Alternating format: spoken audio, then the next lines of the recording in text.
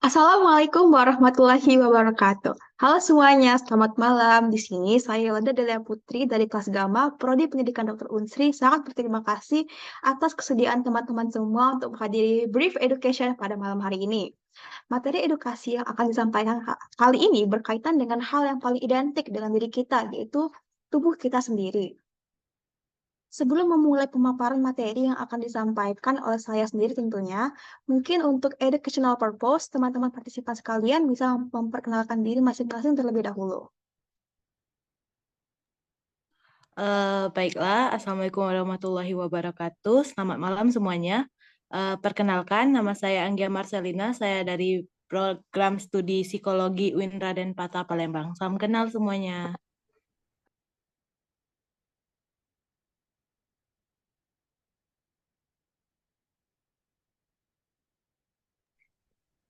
Assalamualaikum warahmatullahi wabarakatuh. Perkenalkan, nama saya Nabila Syafira dari jurusan Akuntansi Universitas Sriwijaya. Salam kenal semuanya.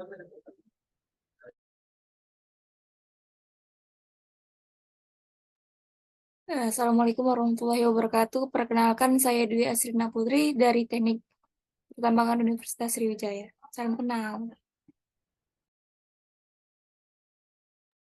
Assalamualaikum warahmatullahi wabarakatuh. Selamat malam semuanya. Saya Nabila Syuputri dari Prodi Teknik Perancangan Jalan dan Jembatan, Politeknik Negeri Medan.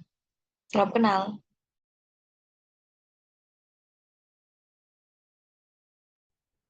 Assalamualaikum warahmatullahi wabarakatuh. Halo semuanya, perkenalkan nama saya Muhammad Tulus Tirta dari jurusan Arsitektur Universitas Lampung.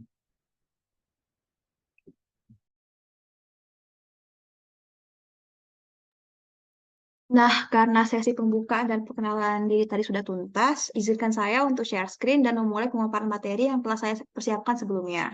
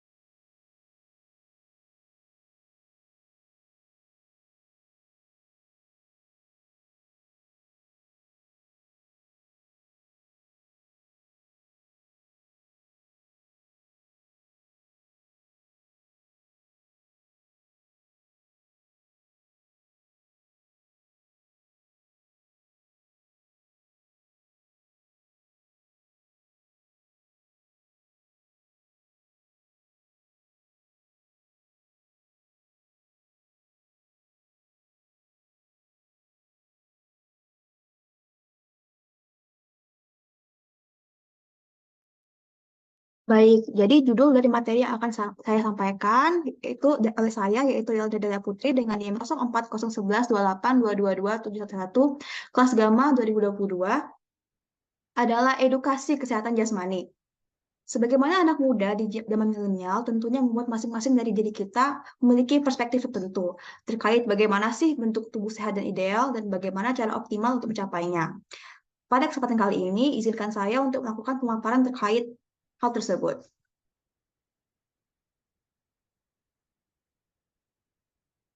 Outline pemaparan edukasi kali ini adalah kebugaran jasmani, dilanjutkan dengan aktivitas fisik, dan diakhiri dengan penggunaan aplikasi penunjang, yaitu aplikasi Ezerhold. Pertama adalah kebugaran jasmani.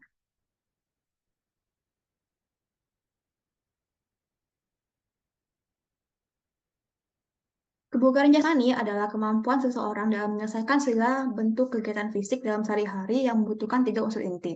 Ketiga unsur inti tersebut adalah daya tahan, fleksibilitas, dan kekuatan. Lalu bagaimana sih kebugaran jasmani ditinjau secara fisiologi?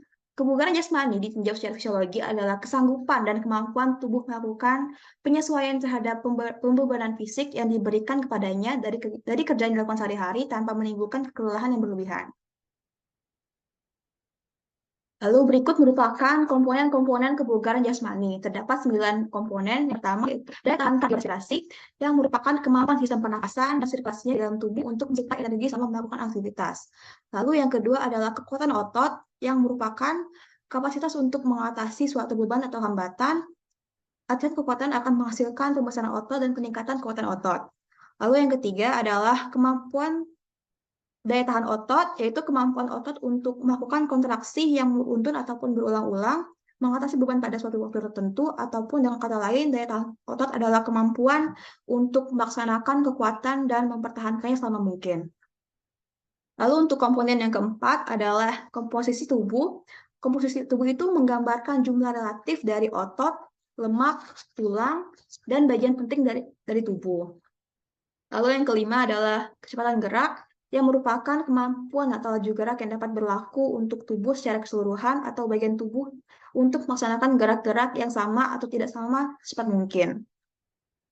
Lalu yang keenam, kelincahan adalah kemampuan mengubah secara cepat arah tubuh atau bagian tubuh tanpa mengalami gangguan keseimbangan. Lalu yang ketujuh, ada keseimbangan yang merupakan kemampuan mempertahankan sikap tubuh yang tepat pada saat melakukan gerakan. Yang kedelapan adalah kecepatan reaksi yang merupakan kemampuan fisik untuk segera bertindak dalam menghadapi rangsangan yang timbul melalui panca indera. Dan yang terakhir merupakan koordinasi yang menyatakan hubungan harmonis berbagai faktor yang terjadi pada suatu gerakan. Selanjutnya ada dua tipe secara fisik kebutuhan jasmani disingkat dari anatomis dan fisiologis.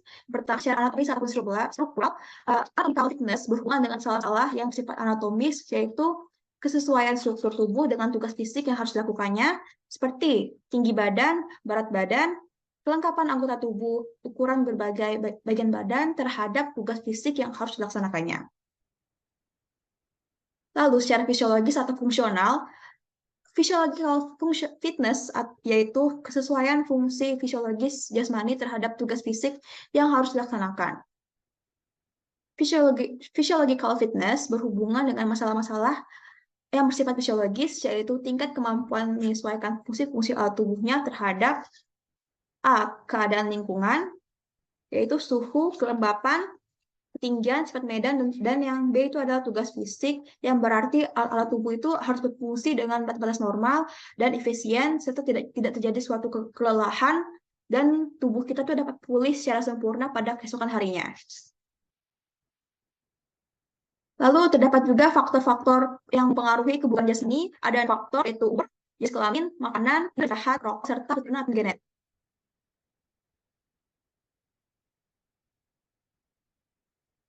Berikut beberapa tugas jasmani yang dapat dilakukan oleh orang di push up, sit up, back up sejam, tarik 4, dan turun tangga, sprint, gah, vertical jump, dan clean.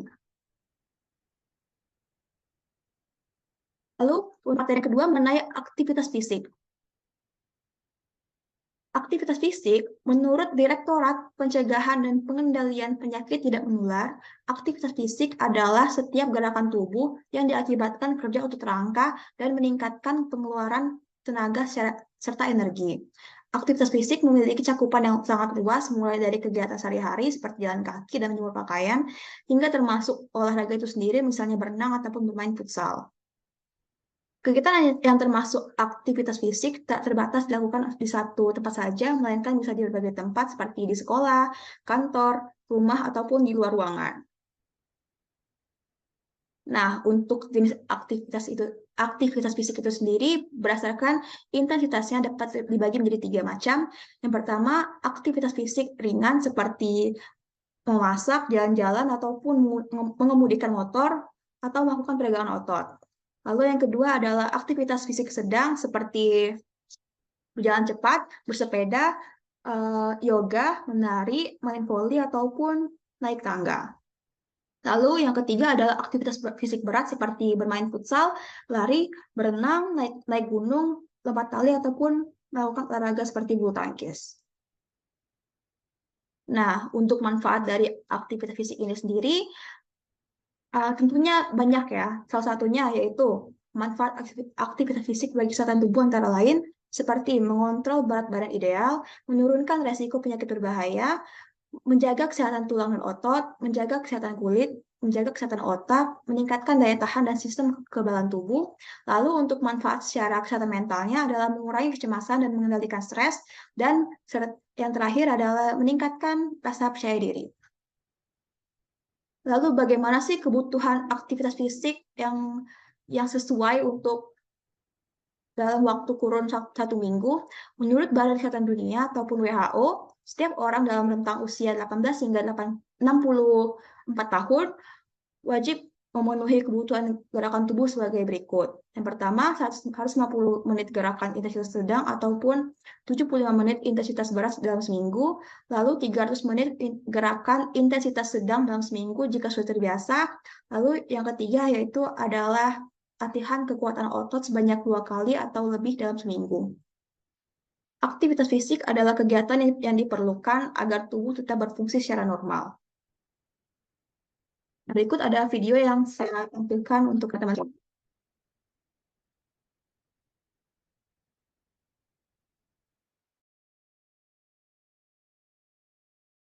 Peralatan elektronik karena sudah ada remote control. Kita juga tidak perlu capek-capek menaiki tangga karena sudah ada lift ataupun tangga berjalan yang mengantarkan kita ke lantai yang ingin kita tuju. Kemana-mana pun kita bisa naik kendaraan bermotor. Apalagi, sekarang ini banyak pekerjaan yang bisa dilakukan hanya dengan duduk di depan komputer. Semua teknologi itu memang membuat tubuh kita menjadi semakin dimanjakan. Kita pun menjadi semakin jarang bergerak. Tapi perlu diketahui bahwa jika tubuh kurang gerak, kita bisa berisiko terkena penyakit berbahaya seperti jantung, penyumbatan pembuluh darah, tekanan darah tinggi, kencing manis, osteoporosis, hingga kanker usus. Dengan segala penyakit yang mengintai ini, tentu kita harus waspada. Untuk mencegahnya, kita harus melakukan aktivitas fisik. Apa itu aktivitas fisik? Aktivitas fisik adalah setiap gerakan tubuh yang meningkatkan pengeluaran tenaga dan energi atau pembakaran kalori. Jenis aktivitas fisik yang dapat dilakukan bisa berupa kegiatan sehari-hari, yaitu berjalan kaki, berkebun, kerja di taman, mencuci pakaian, mencuci mobil, mengepel lantai, naik turun tangga, membawa belanjaan, dan lain-lain. Aktivitas fisik setiap hari bisa dilakukan di rumah, di tempat kerja, bahkan di tempat umum sesuai dengan kegiatan yang dilakukan. Aktivitas fisik dilakukan secara teratur paling sedikit 30 menit dalam sehari, sehingga dapat menyehatkan jantung dan paru-paru. Jika melakukan aktivitas fisik secara teratur 30 menit setiap hari, kita akan merasakan sejumlah manfaat berikut ini. Pertama, aktivitas fisik dapat mengontrol dan mencegah kelebihan berat badan bila dilakukan secara teratur. Kedua, menjaga kesehatan dan terhindar dari penyakit. Aktivitas fisik yang dilakukan secara teratur dapat membantu mencegah masalah kesehatan seperti stroke, penyakit metabolisme, stres, kanker, kencing manis, dan artritis atau kelainan sendi. Ketiga, meningkatkan mood atau suasana hati. Aktivitas fisik akan merangsang berbagai bahan kimia otak yang dapat membuat kita lebih bahagia dan santai. Keempat, meningkatkan energi. Aktivitas fisik yang teratur dapat meningkatkan kekuatan otot dan daya tahan tubuh. Kelima, tidur lebih nyenyak. Dengan melakukan aktivitas fisik secara konsisten, tidur kita menjadi lebih cepat dan lebih nyenyak. Dengan begitu banyak manfaat aktivitas fisik, sudah saatnya kita meluangkan waktu untuk menggerakkan tubuh di sela-sela banyaknya pekerjaan. Ayo, lakukan aktivitas fisik agar badan tetap prima dan kesehatan selalu terjaga.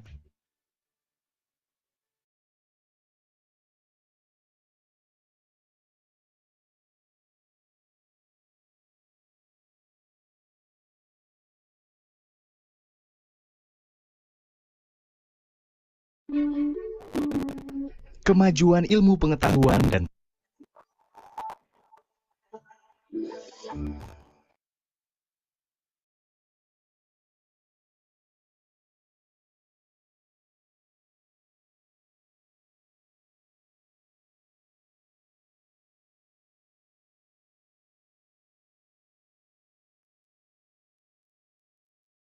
Nah, setelah tahu bahwa kebugaran jasmani dan aktivitas fisik memiliki peran penting dalam menjaga kesehatan tubuh kita, di sini saya akan memaparkan salah satu aplikasi penunjang yang dapat membantu dan mendampingi kita untuk melatih kebugaran jasmani secara mudah dan praktis, yaitu aplikasi Pacer Health.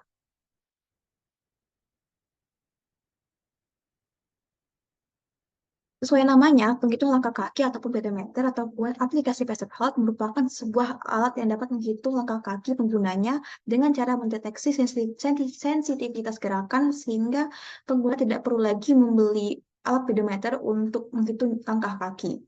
Cara kerja dari aplikasi ini adalah dengan memanfaatkan sistem GPS yang ada pada smartphone. Dengan adanya aplikasi ini, pengguna dapat terbantu untuk mencapai target dengan mengatur jumlah langkah kaki yang diinginkan. Jalan kaki sebanyak 10.000 langkah per kaki kerap direkomendasikan untuk menjaga kesehatan tulang dan mengurangi risiko kematian. Saya sendiri, sebagai pengguna aplikasi Pacer Health, merasa aplikasi ini membantu saya untuk memantau keaktifan tubuh saya dalam bergerak, khususnya berjalan setiap harinya. Aplikasi ini membantu saya untuk sadar apabila tubuh saya kurang gerak ataupun jika sudah mencapai target yang saya inginkan. Untuk itu, saya ingin mengajak teman-teman sekalian untuk menggunakan aplikasi pendamping kebugaran jasmani ini, yaitu aplikasi Pedometer Pacer Health. Berikut merupakan langkah-langkah penggunaan aplikasi Pacer Health. Langkah pertama yaitu kita dapat mengunduh aplikasi Pacer Health ini di App Store ataupun Play Store pada ponsel masing-masing. Lalu yang kedua, kita harus mengisi profil ataupun data diri yang terdapat pada aplikasi ini, terutama mengenai panjang langkah kaki pengguna. Selain dari itu, terdapat juga berbagai data seperti jenis kelamin, tahun kelahiran, berat badan, ataupun tinggi badan yang harus diisi pada aplikasi ini.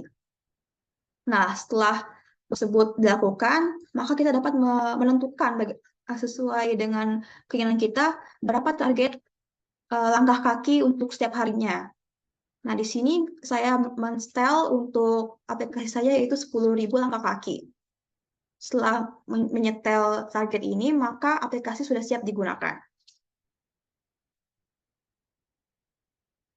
Nah, dengan tuntasnya pemaparan materi terakhir yaitu materi terkait aplikasi penunjang Pacer Health, berakhirlah pula brief education pada kesempatan kali ini.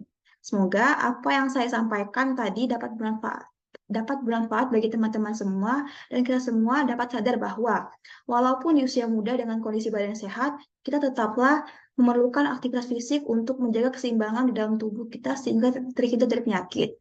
Terima kasih untuk teman-teman yang sudah berpartisipasi pada malam hari ini. Wabillahi taufiq wal hidayah. Wassalamualaikum warahmatullahi wabarakatuh.